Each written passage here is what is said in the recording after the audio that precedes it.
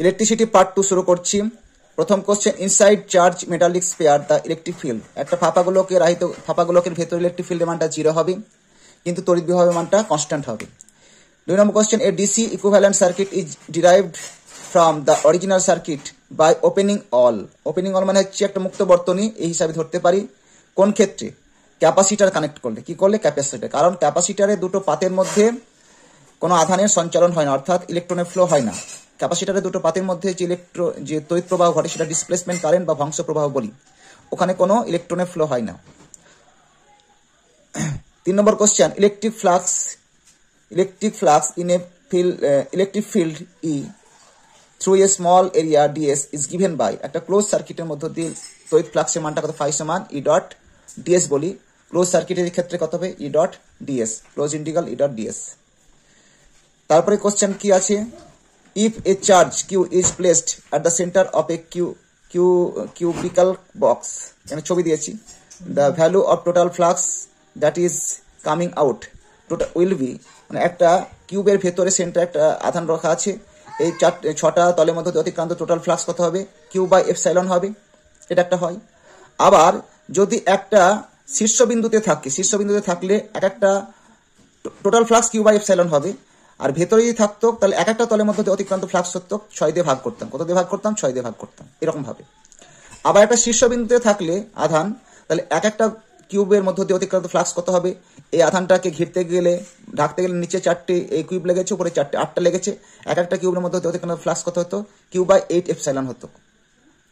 আবার একটা face centre যদি হতো আধান, ফেস সেন্টার হলে এক একটা কিউবের মধ্যে অতিক্রান্ত ফ্লাক্স কত হবে? কিউ বাই 2 এপসাইলন হতো। আবার এই শীর্ষবিন্দুতে আধান রয়েছে, তা এই প্রত্যেকটা সারফেসের কোন সারফেস, এই সাইড আর এই সাইডের সারফেসের মধ্যে দিয়ে কোনো ফ্লাক্স যাবে না, কারণ হচ্ছে ইলেকট্রিক ফিল্ডের সঙ্গে সারফেসটা হচ্ছে প্যারালালে আছে। মাত্র এই সারফেস আর নিচের সারফেসের মধ্যে দিয়ে ফ্লাক্স যাবে। তাহলে একটা সারফেসের মধ্যে দিয়ে অতিক্রান্ত ফ্লাক্স কত হবে?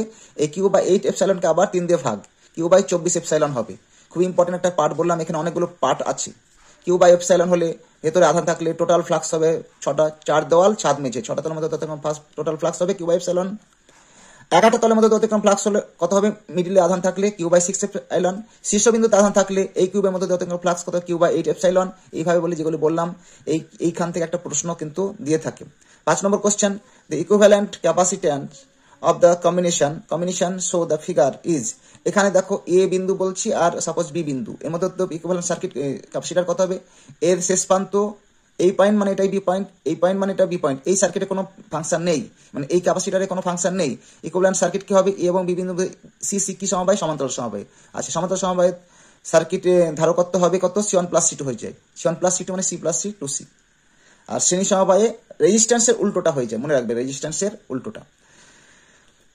6 নম্বর কি, কারশফস ল আর অ্যাপ্লিকেবল টু কোথায় ক্ষেত্রে? বোথ এসি অ্যান্ড ডিসির ক্ষেত্রে। Kirchhoff law both AC and ডিসির ক্ষেত্রে প্রয়োগ করা যাবে। 7 নম্বর question, what is the capacitance of the earth if it is assume to be a spherical conductor of radius 6400 কিমি। যদি পৃথিবীটাকে একটা গোল একটা ক্যাপাসিটার হিসাবে ধরি, তার ব্যাসার্ধ হচ্ছে 6400, তার ক্যাপাসিটার কত হবে? ক্যাপাসিট্যান্স হবে 711 মাইক্রোফ্যারাড, প্রায় 711 মাইক্রোফ্যারাড।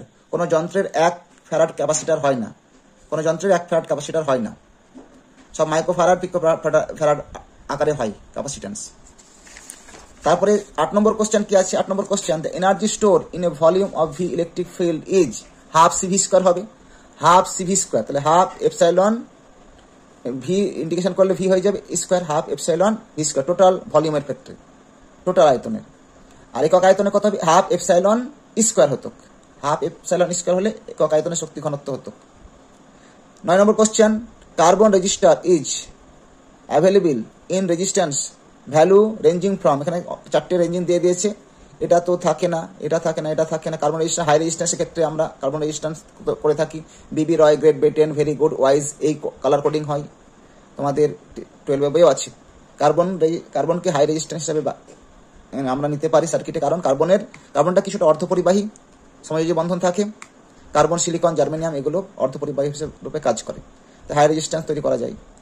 বিবি ROY, Great Britain, very good, wise, colour coding. তারপর সহনশীলতা, এখান থেকে কোশ্চেন হয়।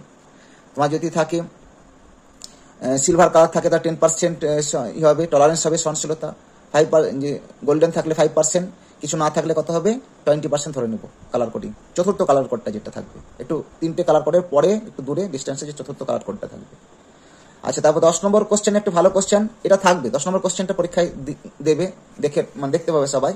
At the centre of A current carrying single turn circular loop magnetic field, একটা ম্যাগনেটিক ফিল্ডে কারেন্ট ফ্লো করছে কত আই, ব্যাসার্ধ হচ্ছে আর, তাহলে সেন্টারে ম্যাগনেটিক ফিল্ড কত হবে, ম্যাগনেটিক ফিল্ড হবে এটা হবে mu I by 2r, mu I by 2r। এটা খুবই ইম্পর্টেন্ট একটা পাকের জন্য।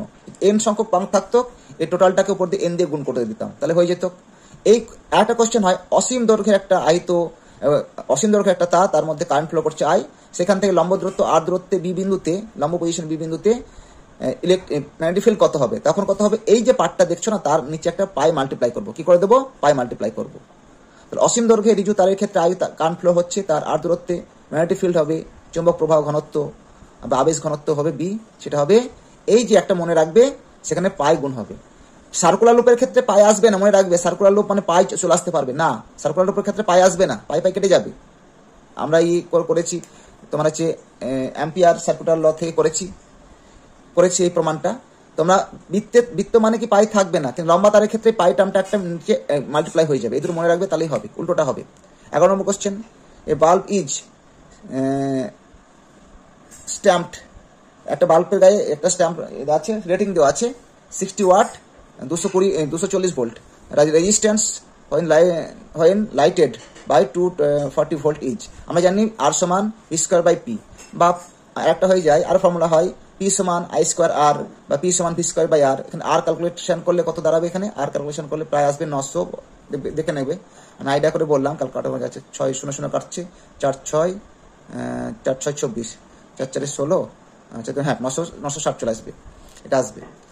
তারপর হচ্ছে 12 হচ্ছে, two bulb P1 and P1 watt and P2 watt have been connected parallel combination, total power হবে, পাওয়ারের ক্ষেত্রে কি পাওয়ার হচ্ছে যোগ হয়ে যাবে, আর শ্রেণীতে কি হয়ে যাবে 1/P সমান 1/P1 প্লাস 1/P2, তাহলে প্যারালালের ক্ষেত্রে ওয়াটটা যোগ হয়ে যাবে, ঠিক আছে, P1 প্লাস P2 তিনটে থাকলে P1 plus P2 plus P3 হয়ে যাবে। 13 নম্বর question, capacitance of a cylindrical capacitor having length L is proportional to কি হয়ে যাবে, এল এর সঙ্গে সমানুপাতিক। ক্যাপাসিটরের রেজিস্ট্যান্স কত হবে L by something 2 pi L by L N B by, এরকম পার্ট দিয়ে হয় একটা সমীকরণ, এল এর সঙ্গে সমানুপাতিক। একবার ভালো করে দেখে নিতে হবে, ইকুয়েশনটা আমার লেখা হয়নি, একবার দেখে নেবে। 14 নম্বর question, the electric field due to dipole is electric field distance x distant at distance x from its proportional to। Electric field ডাইপোলের জন্য ইলেকট্রিক ফিল্ড কত হবে, ই ভ্যারিজাস আর কিউব হয়ে যায়, কি হয়ে যায়, ই ভ্যারিজাস এক্স কিউব। কারণ হচ্ছে দুটো হয়, একটা সিজিএস পদ্ধতিতে লম্ব অক্ষের উপর 2p বাই এক্স কিউব হয়ে যায়, আর লম্ব সমাধিখণ্ডকের উপর অক্ষের উপর 2p বাই এক্স কিউব, লম্ব সমাধিখণ্ড একই দূরত্বে p বাই এক্স কিউব হবে। অর্থাৎ লম্ব সমাধিখণ্ডকে ইলেকট্রিক ফিল্ডের মান একই দূরত্ব বিশিষ্ট অক্ষে ইলেকট্রিক ফিল্ডের মানের কত হয়ে যায়, অর্ধেক হয়ে যায়। এসআই কত হবে 1/4 পাই এপসাইলন মাল্টিপ্লাই করে দেবে, এটা খুবই ইম্পর্টেন্ট কোশ্চেন। আর এটা হচ্ছে ই ভ্যারিজাস, কি বললাম, ই ভ্যারিজাস 1/r কিউব। বিন্দু আধানের জন্য কত হয়, ই ভ্যারিজাস 1/r স্কোয়ার। সিমিলারলি বিন্দু আধানের জন্য আর দূরত্বে তড়িৎ বিভব হয় ভি ভ্যারিজাস 1/r, তড়িৎ দ্বিমেরুর জন্য আর দূরত্বে তড়িৎ বিভব হয়ে যাবে ভি ভ্যারিজাস 1/r স্কোয়ার হয়ে যাবে, একটা আর বেশি হবে। কোয়াড্রিপোলের ক্ষেত্রে আর একটা বেশি হয়ে যাবে। কোয়াড্রিপোল মানে হচ্ছে দুটো ডাইপোল একসঙ্গে যুক্ত অবস্থায় থাকে, সে কোয়াড্রিপোল গঠন করছে, সেক্ষেত্রে কত হবে, ই ভ্যারিজাস 1/r⁴ হয়ে যায়। এই পর্যন্ত আজকে থাক, পরে আবার আলোচনা হবে।